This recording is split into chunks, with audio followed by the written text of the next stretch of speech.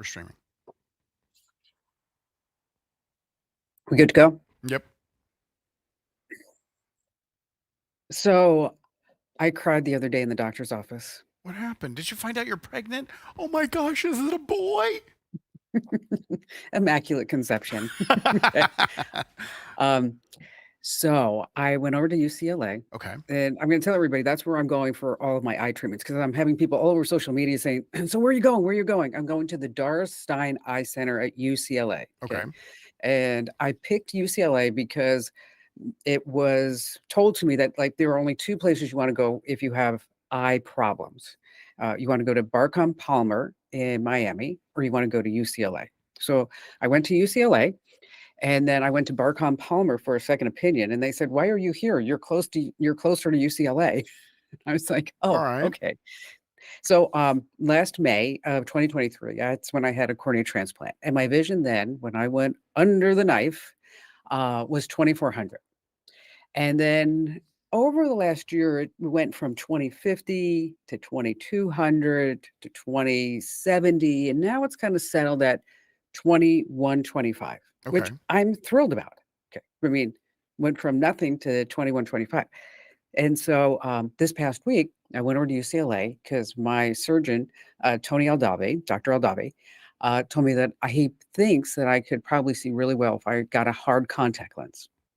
So I went over to get fitted for the hard contact lens, and it's really kind of amazing the machines that they have right now. Because normally when you go to get glasses, they put you behind this thing, and then it's like you like one or Right. two, three or four, whatever it may be.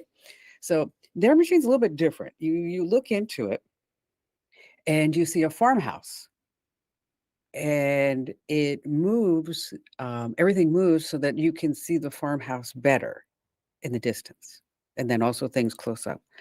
And so that's how they came up with the prescription. And then she put me behind that thing that goes, and then she said, like, 1, 2, 3, 4. And instead of it going like one or two, and you're like trying to remember, like, I'm not really sure that there's any difference, is that they put um, both lenses, so to speak, both prescriptions side by side. And so you can see if it's red on the red side or the green side. You So like you look close and you one go like, eye and you open the other one and close it and open it? yes. No, no, no, no, no. Just through one eye. Okay. You say if it's red or green. You've never gotten glasses, have you? Oh no, I used to wear glasses. I got LASIK in 2000. Oh, okay. All right. And so anyway, so we go through this whole thing. And then she's like, I'm like, so is it going to be a soft contact lens or a hard contact lens? She's like, well, can't do a soft. I'm like, please. And she's like, can't do a soft. And I know you're the doctor, but and she said, I'm going to put a hard contact lens on you. So she puts the hard contact lens on. And I was like blown away because with the hard contact lens, I could see 2030. And this is the clearest you've ever seen since your vision was impaired. Probably since I was 14 years old. And then I jumped out of the chair and I'm like, oh my God, look at this world. Oh, that's And beautiful. and then I looked out the window and I was looking at the trees and I was like, because right now I see everything pretty much flat, Okay. right? And now it was like I could see more shadows and more depth and things were more vibrant. And then she's like, "Girlfriend, I am not done with you yet." And I'm like, "What do you mean you're not done with me?" She's like, "Sit back in that chair and I'm going to make it even better." And she did, and she brought it to 2020. What did she do? What adjustments was made to improve it from having the contact in there? Well, the contact lens was like a generic prescription. Okay. And then she fine-tuned that prescription to bring it to 2020. And then that's when I started crying. And then I said, Doctor, I said, you get a gold star today. I said, Do you have your and then permanent contacts? not yet. She's gonna make them. It's be 2 weeks. It's gonna be 2 weeks. But that's when she's like, she goes, "This is why I love my job." And then she's like, "So do you want me to see if insurance will cover this?" I'm like, "How much is it?" She's like, $600. I'm like, "No, it's okay." I would have. You're going to I'm be able like, to see that credit card statement a little more clearer now, and you would wish that insurance paid for that. "Well, I'm gonna what I told her to do, I was like, I'm gonna pay for it now, and then I'll file the claim later." Yeah, that works. You know. And then I said, "You know what? Then I need two." She's like, "Why do you need two?" I said, "I lose things all the time. So you only have to Just put a gonna tell you contact in right one now." eye, Right. and you have to Just one take it eye. in and out every single day. Yes. Okay. Yes. And so, as I was sitting there, though, that's an interesting question. As I was sitting there, it's like suddenly I started seeing two of things, and I'm like, "Oh my gosh!" I said, "I'm like getting like double vision here. Like, what's going on here?" And she's like, "Oh," she said, "Your brain is waking up." And I said, "What do you mean my brain's waking up?" She goes, "You haven't had to use that portion Hmm. of your brain since you were 14 years old, so it kind of went into hibernation." And I said, "So how do we wake it up?" And she said, "Well, you're going to wear the contact lens for an hour a day, just an hour. And then you're going to go to 2 hours. Then you're going to go to 3 hours." And she said, "Eventually you'll get to the point where you're not going to see double anymore when you wear it like 9 hours, something like that." But she said that it's going to take a while because you haven't used that portion of the brain. So last night I was having dinner with some friends, and Barry and I was telling the whole story about, how I had to wake up that part of my brain, and everybody at the table went, "Oh crap, we're never going to be able to keep up with her now." That's so awesome. Congratulations, Kim. Thank you, thank you. I know I'm so thrilled. It was just an amazing moment. I can't wait to get the contact and try it out. You've dealt with this since you're 14. So for the last 14 years, you've had these vision issues that are finally corrected. See I what I did know, there? it's See what I did there? I crazy. made you 28 years old. No, I was gonna correct you. It's been 15 years. I'm Oh, 29. apologize. Forgot your birthday was recently. Although, kind of a weird thing, my son is 23. Hmm. Adopted. You're going to have to tell him now. Hey, on that happy note, welcome everyone. It's Kim Komando Today. It's your fun podcast about all things digital. And of course, joining me is Andrew Babinski. Andrew, what do you have coming up? We have an infiltrator. A North Korean hacker has infiltrated a U.S. company, and we're going to tell you how they did it. Oh, see, this is where we need that sound effect. Bum, Mhm. bum, bum, It's a crazy bum. story. Really is. Okay, and now it's your job to tell everybody to like, comment, share. Yeah, if you're watching us, we apologize for being late. We had a little bit of technical difficulties, but we're here. We are streaming every Monday, Wednesday, and Friday. The Kim Komando Today podcast streams. And if you could, just like, comment, and share on the podcast. That helps the old YouTube algorithm. Kim talked about her brain being dead. We need to wake up the algorithm and get it moving so more people can see the show. Because if you love it, someone you can share it with, they're going to love it too. And just a quick reminder, we are giving away a $1,000 vacation gift card. Yes, you can enter to win right now at winfromkim.com. Once again, that's winfromkim.com, winfromkim.com. Oh, we also have some special guests. Mm. Um, this couple had an Amazon thriving business until somebody sent back a poopy diaper. Well, that happens to the best of businesses. Isn't that what took down one of many monopolies in the 20s was poopy diapers? This is such a crappy story. I'm using that pun intended. Oh, I was going to use that Oh, I'm one. sorry. You are the queen of the bad jokes. I should have left it for you. All right, let's talk about CrowdStrike. Ah, CrowdStrike. Did you hear what they've done lately? No, I heard they have their big excuse on what happened. Well, okay. Well, you talk about the big excuse. It was just some software they were testing. They wanted to test some software in the background, and everything then shut down every single computer for every major company across the entire planet. Maybe you have a dummy computer or a computer that's not on the internet that you want to test your software on. Yeah, normally you do like what's called beta testing, right? Maybe you've Nah, heard of it. just throw it in the Well, mix. well, here's the deal. Everybody's apologizing. Delta is saying like they were hit the worst, Yeah, they're still and feeling the effects, right? For sure. And so if you got hit by CrowdStrike and your Delta flight was canceled, is that they're going to give you 10,000 miles on your mileage account, all this other stuff.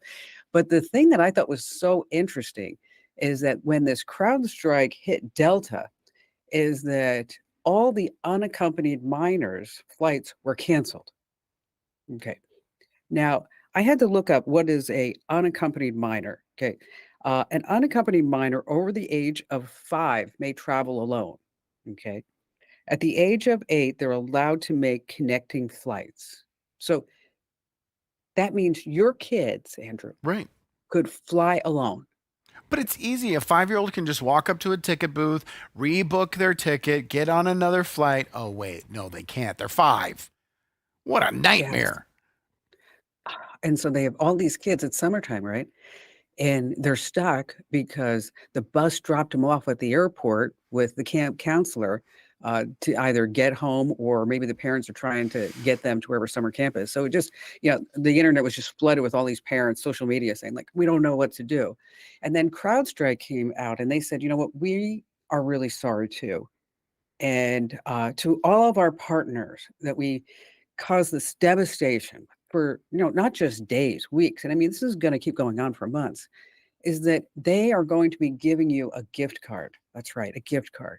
And so the chief of security for CrowdStrike, this big public company that affected 8.5 million computers around the world, where IT guys and gals, they had to apply the patches and then reboot them in a safe mode for like 15 times, not Right. 16, not 14, 15 times. So he comes out and he says, we are so sorry. We're going to give you, are you ready for it? A $10 Uber Eats gift card. It's per company? All the executives at Delta get to share a $10 Uber Eats gift card? They said for their partners. That's not even going to cover the delivery fee. I actually went on Uber Eats. What could you order for like $10? Nothing? No, a chicken sandwich at McDonald's. That's And, what I could get. and you don't have to go over. That's under $10 delivered. Yes, With that's it. tip. Just a chicken sandwich. Well, you're not going to give a big tip. No, you only got $10. $10 is normally the tip. Yeah. The $10 Uber Eats gift card. And then the internet was making fun of them. They're like, okay, well, we're sorry. We didn't mean to say that. They're just all sorry, all over the place. They're just, they totally just clucked up. Is my face turning red because our guests are on hold and they can hear this, and I'm so embarrassed that they got to hear that awful joke. Hey, that was a good one. All right. If you say so. Just laugh along. Remember the title of the show, Komando Today? Oh, clucked up. Oh, my God. Good one. All right. Hey, I also want to talk about Google. Almost 60% of all Google searches never leave Google right now. So, just to explain that, I search red shoes, I get the results, but I never click anything to actually connect myself to that link. Nope. Nothing. Is that because people are finding out the information on the page from the search results and there's no reason to click anything? Exactly, because Google now has the AI overview. So no matter whatever you ask it, is that now you're not going to any websites. And so what that means is that all these people, including us that have websites, traffic is tanking. And 30% of all Google search traffic goes directly back to Google products. Like YouTube, for example. Don't blame them. I mean, that's a pretty good business model. And I was also reading about websites. This is not a joke. The guy who owns milk.com, he is, if you go to milk.com/value, is that he's got a whole notice up there that don't even think of contacting him about buying milk.com unless you're willing to pay at least $10 million. When the website's going to be worthless in about 3 to 4 years. Exactly. Well, Exactly. You said it on the air, and this is a perfect example. You said the SEO businesses are going to be the ones that are going to be the first to die. And this is proof of that. What do I need to optimize if no one's clicking through? They're just reading a AI result. Yeah. Or they're just going to ChatGPT or Right. Perplexity or whatever it may be. And so that's why if you are in the web business, you really have to start thinking about another skill set. And then I ran across this story about digital dating deterrents. And it was put together by a research company. And these are things that they say that when you do this online, when you tell that person that you're trying to meet online, these particular phrases that it's a total turnoff. Okay. Okay. And so, like, for example, number 10 is if I were to tell you this, if we were, trying to hook up on a dating app, Right. I think my Spotify is broken. You're not listed in the hottest singles. Yeah. Okay. I agree. That would be, I mean, I Okay. get it. It's an attempt at a playful, cheesy little joke there, but it's lame. Did it hurt when you fell from heaven? Lamer. Okay. So these are Um, pickup lines that don't work on dating apps? yes. Um, hey, sexy, what's your number? Uh, without me, when you say you're going to take a shower. I don't get that. I don't get that at all. Maybe because it's just You're so stupid. Yeah, you're so hot. Okay. Uh, you send the eggplant emoji. So this Okay. sounds like it's all communication men to women. Yeah, it does. Also, send pics. Yeah, that one never works. That one never worked. Okay, now there's one on this list that I saved. It's actually number 8 because I actually had to look it up because I didn't know what it meant. And I Okay. thought, well, you know what? I'm not in the online dating world, and you kind of are. So maybe you might know what this means. Okay. Okay. It's four, but it's spelled PHWAR. PHWAR. No, I've PHW never heard of that. PHWOAR, PHW, and they say it's pronounced four, Four. four. Okay. Um, so this is where it is. It says it's informal British English used to express admiration or sexual attraction to someone or something. Four. It- So someone might say four when looking at a good-looking person.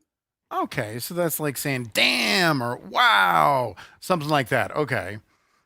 Four, I'm gonna try it. four. I'll see if it works. See what kind of success rate I have. They'll come back and go, we have no idea what the hell you're saying. I got banned from the app. That would be it. So these online dating apps, I'm gonna start my own for paleontologists, and I'm Are just gonna call it, carbon dating. I'm so sorry. Yeah, you should start. So funny. I am just so funny. All right. Alright, we're gonna do the interview now? Yeah. Okay. Hey, it's Kim Komando Today. We are so thrilled that you're here joining us. And by the way, if you're listening to the audio version of Kim Komando Today, we love you for that. It's amazing. But if you want to get the full experience, you just want to see how incredibly beautiful I am and how talented I am.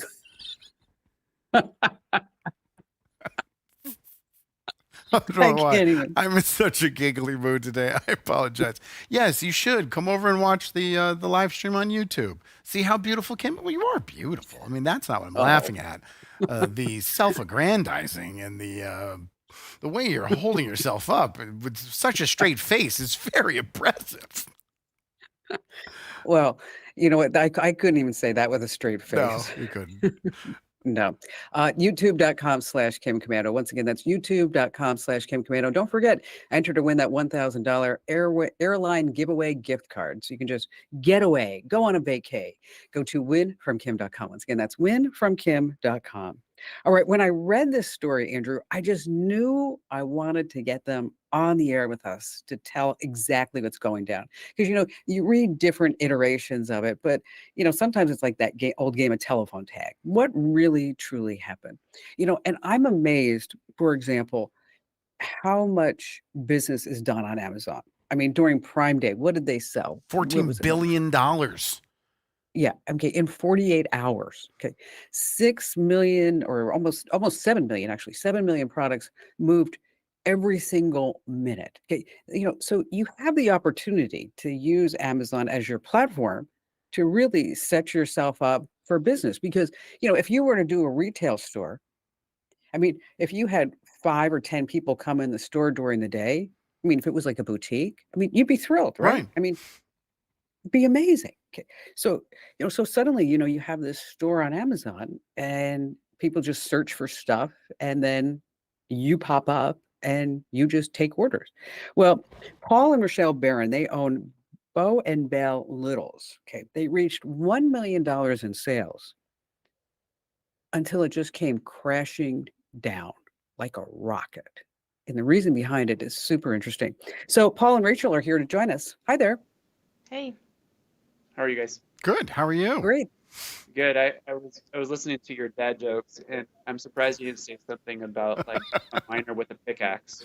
Do not encourage her. I know we're supposed to be kind to the guest, but stop it. Bad guest. You know what? You guys, Paul and Rochelle, you are welcome anytime, anytime. Oh, gosh. The sucking up has started this early. Normally, about 2 or 3 minutes into the call. All right. So, how did you guys come up with the idea for your Amazon store? When my son was a baby, we got a different reusable swim diaper, and it was supposedly to be like something that would fit when he was 6 months old, and he was really small, and it didn't fit. It actually gave him diaper rash, and so we were researching, trying to find other diapers, and we came out with our adjustable diaper that would fit from when he was born through 3 years old. And so you invented this diaper. I mean, kind of out of necessity. When we were well, she was working as a professional at a elementary school at the time, and she really wanted to be able to stay home essentially because, well, she was staying home because it would have cost us basically almost her entire paycheck to put our son in daycare. And so we were looking at different ways to make income online. And we stumbled across this course that one of our friends was promoting that basically was talking about how you could sell and make all this money on Amazon. Now, when we're doing all this product research and everything, I guess we had an issue with our son swimming. Again, the swim diaper didn't fit. We had this, reusable one that wasn't fitting. It made him cry and stuff. And we had to switch over to disposable swim diapers, and those gave diaper rash. So when we were doing our product research, we were saying that this was May? Yeah. I think it was April, May in 2015. We were seeing that, kind of swim diapers were on the up curve. So we wanted to kind of jump on that wave, if you will. And we knew based on the reviews that other people had experiences like us, that swim diapers didn't fit. That was like the number one complaint, that these reusable swim diapers didn't fit. So I grew up in Colorado. She basically, I was born here. I give her a hard time because her family moved here when she was 2. Like the outdoors and nature is a huge thing for us. It's not just like a sticker that we stamp, I want to make sure that we make responsible decisions with our money and for the environment. So it's just a natural fit. All right. So you open your store up on Amazon, and I had read that you got to $1 million in sales. That's phenomenal. It's crazy. I remember the very first sale that we ever had. I was waiting tables, and like that in and of itself was like it was surreal, because I'm sitting there waiting tables. We had 13 sales our very first day, so we had 50,000 our first year, like 250,000 the next year. It was like 6 months was 50,000, and we just kept doubling year over year. And like it didn't feel real. It's crazy. So yeah, it was like it's surreal. Like being in this space, we know people that make 10 times what we make, so we feel like we're small fish. And then what happened? What happened with the review? So we actually got an email from another customer that had this similar issue, but she emailed us first. And I was horrified. She was like, "Hey, I received a diaper that was pooped in. Can you explain what happened?" And I was like, "Oh my gosh, I'm so sorry. Like, that's never supposed to be happening. Like, we ask Amazon to, like, but there's a setting that to have all the returns sent back to us. And so we asked Amazon as much as we could at the time to not sell anything used. And like that's all on Amazon. We're so sorry. Like obviously we send in everything packaged, like it's a diaper. Why would we ever send a used diaper?" And we refunded her money and sent her a new one in the mail. And then probably even the same day we got that No, other it was the same day, the exact same day. got a review, and at the time you could leave comments on reviews, and so immediately I like left a comment, was like, "Hey, like this is not our fault, this is Amazon's, like I'll send you a replacement, I can go in and refund your money, like send us your order number," because we can't see any of that. Like Amazon is really good about protecting like customer information. So we can't send any of that unless they communicate back to us. Like all I could see is like her review name, and we could see her past reviews that she had left. And then inside there's a way you can message people who review. So like it sends like an email inside Amazon's platform. So obviously we emailed her multiple times there as well. She never replied, nothing. So it's not like we could refund her money or send her a replacement, because obviously why would we ever like Right. sell a used It's frustrating because diaper? I think a lot of And people. who was the person who used it and then Whoa. sent it back to Amazon? So just so Like, we have this clear, you were having Amazon fulfill all your orders. They were Yeah. sending out your brand new products. When stuff was returned, they were accepting all of your returns. And then they were supposed to look at the return and say, "Oh, this was never used. We can put that in the resell box." And they Exactly. took 2 used diapers that were so used they had poop in them well, and yeah, sent them out to visibly new stained. customers. They were visibly stained, and you could like we've received wet ones before, like in our returns. It's disgusting. Disgusting. Yeah, it doesn't make But any for a sense. Ugh. Okay, so do you think the woman left a review, and she left a nasty review, didn't she? Yeah, I mean, I would too. Honestly, a lot of people, like, they don't understand how Amazon works. Most people don't. Most people don't understand how it's FBA, fulfillment by Amazon. And it's crazy because I did a few TikToks about this. It's done decent, like 20,000 views, and a lot of people are like, "Why would you ever do that?" And the thing is, at the height of our success, we were selling between 300 and 600 units a day. And I don't want to Whoa. be shipping that many swim diapers out. That's a lot. That's too much for us. And at the time, like the cost, it made sense, right? And if Amazon did their job, you know, it would continue to make sense. But they just have perpetually dropped the ball, and this is just one of many issues. All right, so now we have the review. It's living online in Amazon, and it's hurting the product. Do you reach out to Amazon and say, "Hey, you guys screwed up. A, fix it with these customers, and B, take down the review"? Yeah, we tried every single channel that we knew. So we created a support case, and they're like, "Yeah, it's a Support review." cases. Yeah, well, and they're like, "We can't do anything about reviews because you." And what was worse is that people kept upvoting it. So at the time, reviews were shown on the screen by up or down, and so people would go in and upvote. And that could have been done by a competitor. That could have been done by just shoppers in general. But so people were doing that. And the only way you can really get a review removed is by having someone else report it. Right. And because it was about the product, technically, like Amazon was like, "It's about the product." I'm like, "Well, no, but it's your fault because you shipped it." A year later, we were introduced to some people who execs that had worked at Amazon, and they even gave us like all of their tricks. There's an email you can email Jeff. They told us the exact outline of what, so jeff@amazon.com, like the exact outline of everything that you need to email to get things taken care of. And there was still, because they were former execs, like these guys had started some huge, like one of the dudes actually built Seller Central, which is crazy. So a lot of the people that they hired were still on staff at Amazon. They reached out to those people, and those people said they couldn't do anything. It was insane. My gosh, that But is the article insane. that just came out said that Amazon was aware of the issue and were working to fix the issue 4 years ago. Right. They said when we were made aware of the issue 4 years ago, we immediately started to make changes in the process so that this wouldn't happen again. However, the review remained in place for 4 years until Bloomberg wrote an article. That's a little fishy. And so what happened to your sales? Well, I mean, this year we're at 400,000, where normally we would have been at 7 to 8,000, 100,000 if we had made no changes as far as like adding products or things. So I don't know if that helps you. That's huge. That's a huge loss.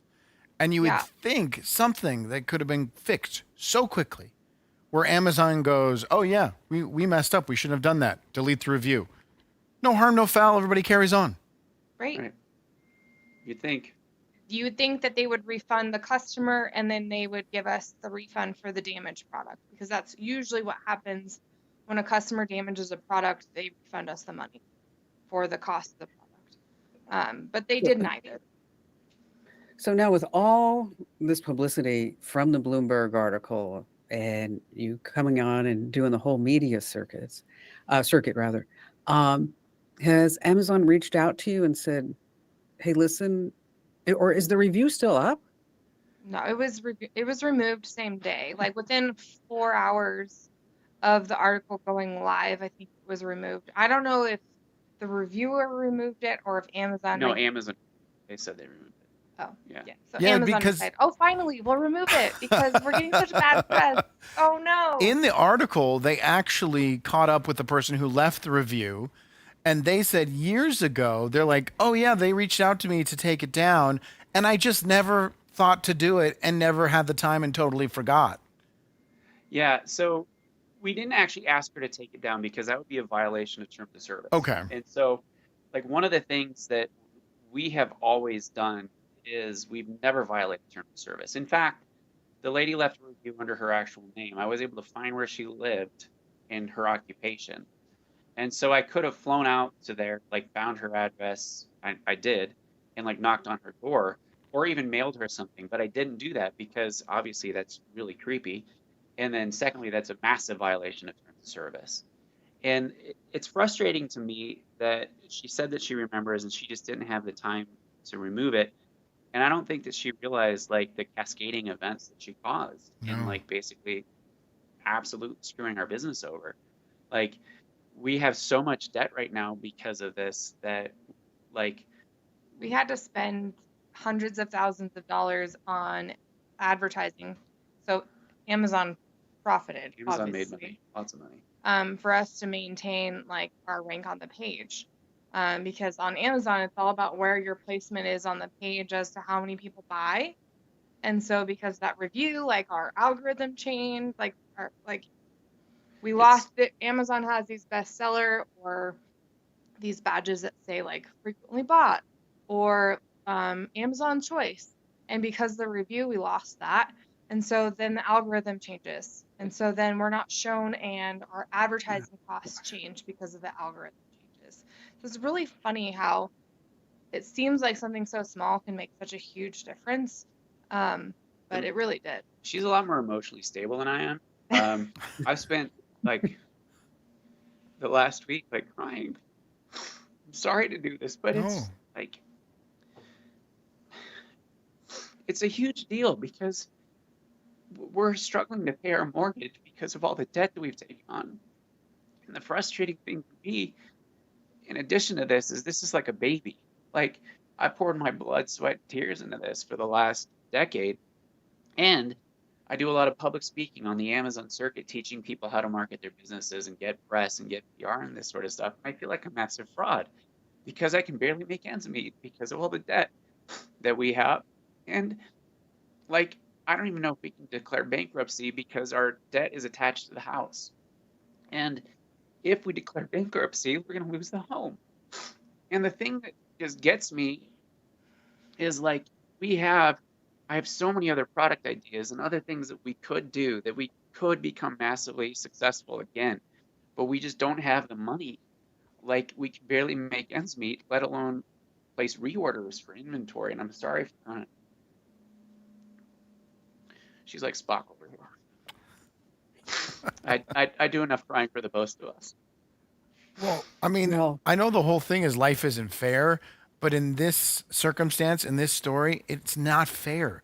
You did nothing wrong, and your entire business was crippled because Amazon screwed up, and then Amazon wouldn't correct it when they easily could have. Yeah, it And boggles. it's the bottom of the barrel. Like there's other things too that Amazon has done, and it's not just our business. It's I don't we Paul posted a It was on post on Facebook, on TikTok, and TikTok, Facebook. and all of the comments from all of our friends who sell, like talking about all of the returns that they've had and the reviews that they have of like products. Like there's a guy that had such a negative review that he had to abandon the product completely. So no. it is not like our story isn't the only one. It's just disgusting because ours was a poop. Mhm. Like it's a really Well, situation. it's hard because, with such a marketplace like Amazon, everybody says, don't put your eggs in one basket, right? But, that basket is a huge cart. And there are so many people that shop on Amazon, around the world, globally. And thank you guys for telling your story because, this is the other side that somebody might not think about, when they're writing that review and I would be surprised if that Amazon doesn't come to you now because of all the publicity to say, what can we do to make this right? Because obviously they were clearly in the wrong. I mean, none of this should have happened.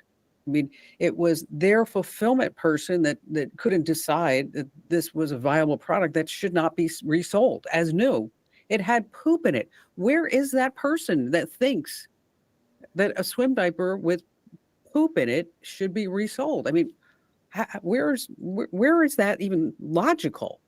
That would even be conceivable in any small percentage. There's no margin of error here. Okay. It's a swim diaper. It shouldn't have poop in it. It shouldn't be remarketed and sold as new. I mean, so I would have to guess that Amazon's PR machine is fully aware of what's coming down and Oh, I the mean, they retributions know. that is happening right now. Sorry, I didn't mean to overspeak you. But yeah, no, they know. And I sent another email to Jeff at Amazon.com and I said, hey guys, let's turn lemons into lemonade. We can figure out how we can take this because I know from former executives and other people that work there that we were touted internally as a success story. And I think that this is a fantastic time for them to put their money where their mouth is because Jeff has a $500 million yacht. He can fly Kim Kardashian out and they can do all sorts of things. And $500,000 is just a drop in the bucket for them. And I mean, there's no recourse for us legally. We can't sue them because we're locked into an agreement.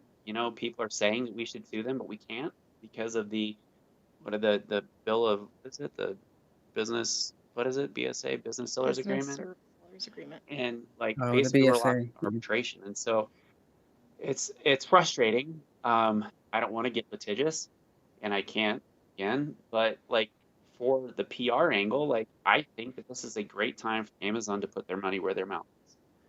And I think that if they want to have another success story in us because we have been successful, we will be successful, like contact us. Anybody watching this or listening to this show, shoot, I'm gonna shoot my shot. If you're a retailer and you want to carry the best swim diapers in the world, give us a call.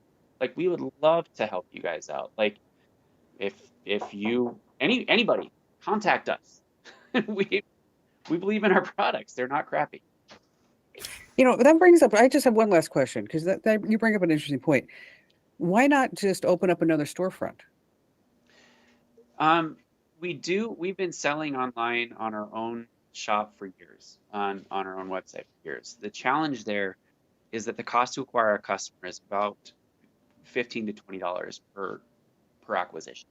And our average order value is about, like now it's about 40, but it's still like not enough for really us to make ends meet. Really, it's on our website, I think it's about 30-ish. So if we're paying $20 and then all of our costs and everything considered, we're not making money driving traffic to our website.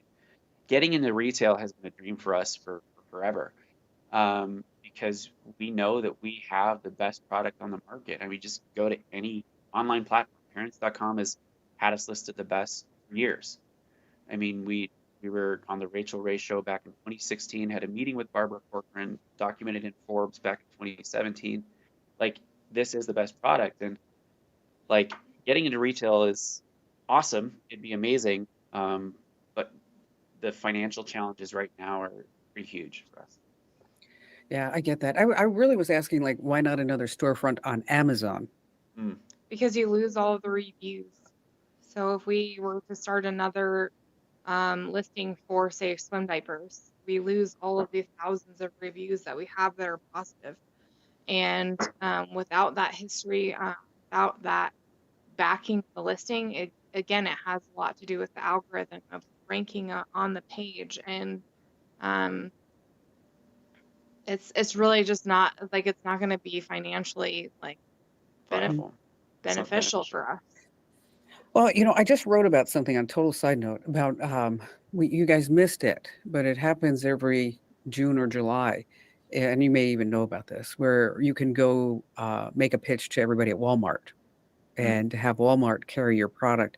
And last time I heard is that the percentages of the folks who actually submitted their application was actually fairly high, because Walmart doesn't publicize that they do this every June or July.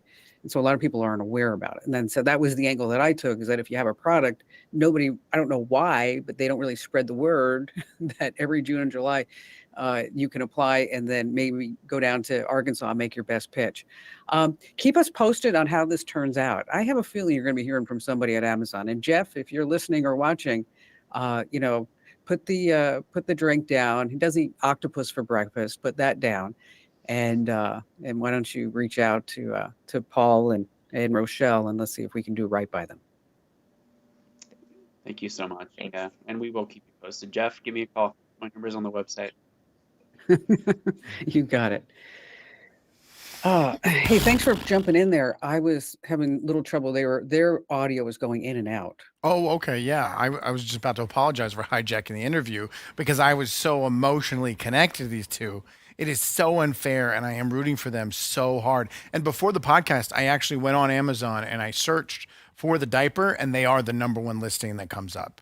So, and the review wasn't there from what I saw, because the description of the review would be the first thing you see, because the algorithm pushes it up because it's a 1-star review that's gotten a lot of attention. So let me ask you a question. The review's gone. Do you think it was Amazon taking the review down, or do you think it was the woman who left the review up and then suddenly remembered that she did that? I think she took it down because in the story, she says, "Oh yeah, I should have done that. I just never had the time. It kind of slipped my mind." A normal person, when you're finding out from a reporter that review has turned $1 million business into negative $600,000 in debt, would immediately log on to their Amazon account and hit delete. I mean, if she has 2 ounces of a soul, I would think she would go on and do it. I think she's the one who deleted it. And on that happy note, remember, never trust a fart. That's a good one. That one caught me off guard. Okay, we are running so late. late and long here. What do you want to do? Well, we've got to get a couple of breaks in here, so we're not going to do the video at the end. Okay. So let's quick do- hacker, quick AI. Yeah. Okay. Yeah. And we'll do that and real quick. Okay.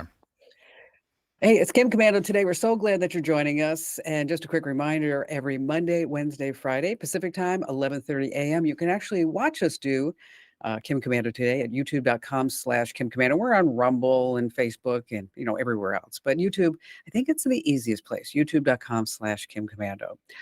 All right. Now, I know the company that you're going to be talking about, Andrew. Yes. And because you remember who Kevin Mitnick was? No, I'm not familiar with that name. Okay. He was probably one of the first hackers, and he figured out a way how to clone phone numbers and get into the phone systems. And he was caught and he was put in jail. And so when he actually landed at this company, he and I were going back and forth because I always had this great idea for a radio show to have him host it. Oh, okay. Because and do it like the dark side of the internet. So that's why. So it's like, what's the name of this company? It's like B or no? Oh, no before. Know Is that it? Before, which is ironic that the name of the company is Know Before, and they had no idea that they had a North Korean hacker working for them. So real quick, Yeah, and this is a cybersecurity company. correct. Right? What they do is they make training software for companies to teach their employees about phishing scams and cyber attacks. So that's what they do. And they decided to hire an IT guy who would work remotely and help them out on the back end. Great, passed a background check. They hired him. He starts working. Well, he needs a laptop. And so they mail him out a Mac. And the day that he received it, all these bells and whistles and alerts started going off because there is malware just massively being loaded on his computer. And they were able to isolate it. And they call him up and they're like, hey, what's going on? What's with all the malware? His honest response was, I'm just following the directions of my router to deal with a speed issue. And they're like, this is not right. And so they start investigating. And what they found out is they did not hire an American IT worker. What they had hired was a North Korean hacker who falsified documents and identification and even his address to get in, hired with the company, and immediately attack them. Isn't that crazy? It is. Okay, where was the background check? The article says that he told whoever identity is that he had totally passed a background check. They even mailed the computer to his house, which was actually a hacker IT farm where the people just accept the shipment, open up the computer, connect it to the internet, VPN to the hackers, and now they have full access. He wasn't even in America doing this. It's wild. Oh my gosh. The lengths that they will go to. Now, to give credit to the company, they recognized it immediately. They got government officials involved immediately. They tried to contact him to find out who he really was. And after one phone call, they called him. He said, I can't talk right now, hung up. And then they never heard from him again because he knew he was caught. They isolated everything. He never got access to the company. But man, what a scam. But, imagine if he did have access. Oh, yeah. Whoa. It's game over. Right? I mean, I'm Totally sure. game over. And this Know Before, which again, I think is hilarious that that's what this company is called. This Know Before, they have contracts with government entities, with big businesses. He would have been connected to all of that. But because of their software, they were able to isolate it just to his computer. Wow, what a crazy story. It's That is nuts. nuts though. So word to the wise is that in-person interviews are Yes. always super important. Exactly. Skype doesn't cut it anymore. This way before. Yikes. Hey, it's Kim Komando Today. Super happy that you're here with us. Just a quick reminder, make sure that you enter to win that $1,000 vacation gift card right now at winfromkim.com. Once again, that's winfromkim.com. All right, so this story has been going all over the internet today, and it's nothing new. I mean, we've talked about it here on the show about how you could create a digital version of yourself after you die, and then using AI, it gets pretty crazy. Yeah, I think why this story is getting a lot of more attention is because it has a testimonial in it. There's a man in China who went to this company and gave them all these pictures and information, text, letters from his mother, and they created an AI version of his mom. So when he pulls out his phone or his tablet from basically the midsection up, it is a recreation of his mother. And he talks to her once or twice a week. And he considers that his mother is still alive and she lives inside this software and that she didn't die and he's with her and she's always with him. Okay. Could you do that? I don't want to do it. We die for a reason. I mean, part of being human is dying and not have some ones and zeros have me continue to live on. What about you? You lost your mother. Would you recreate your mother and put her inside of an iPad? No, No, it's I not. couldn't do that. It's not the I couldn't do same. that. I just, and I was so close to my mom. Yes. I mean, has the idea run across my head, you know? And then the new part of my brain that just is working now is like, no way, no way. We're awake now, and we're not going to let you do this. Remember, Let though, me tell you. one of the best anecdotes, sorry, real quick, one of the best anecdotes when it comes to this is we remember the amazing Jonathan. We had his partner on, and she Yes. invested in this. And then the first thing she realized why this was a bad idea was that he was mean to her and he was nasty to her because they had these moments in their lives, and the AI just recreates that.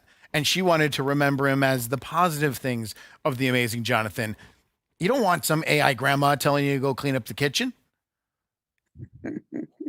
Although, did I ever tell you about the time with the trash cans? No. So years ago, I lived in a planned community with an HOA. And my mother lived with me. My mother lived with me Mhm. for forever. I mean, after my dad passed away, he was young when he did, and I was like, okay, mom, you're just going to live with me. So, and we were more friends than mother-daughter. And so I forget where we were going. And so I had this woman who lived next to me who would always turn me into the HOA police. Okay. And every time she turned me into the HOA police, it cost me like $50 because it was a $50 fine to leave your trash cans out more than 1 day past trash day. So I open the garage door and I see my next door neighbor at her mailbox. Okay. The one who always turns me in. And I look at my mother and I said, Mom, I know we're late, but I have to put the trash cans away, or else the HOA police are going to be knocking on my door and serving me with a $50 fine. And I said this so looking right at my neighbor. Okay. And then my mother comes out and she's pointing her finger at me. And she says, just because she's an asshole doesn't mean you can't be a good Christian. Yeah, no AI can recreate that. Mm-mm. And she didn't even know it was funny. Your mom? She didn't even know it was funny. I said, that is hysterical. She looked at me, she goes, what? What? Well, she was just speaking the truth.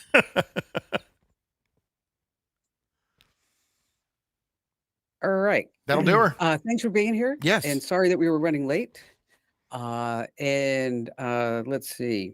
I'll be back in the studio every day next week. Awesome.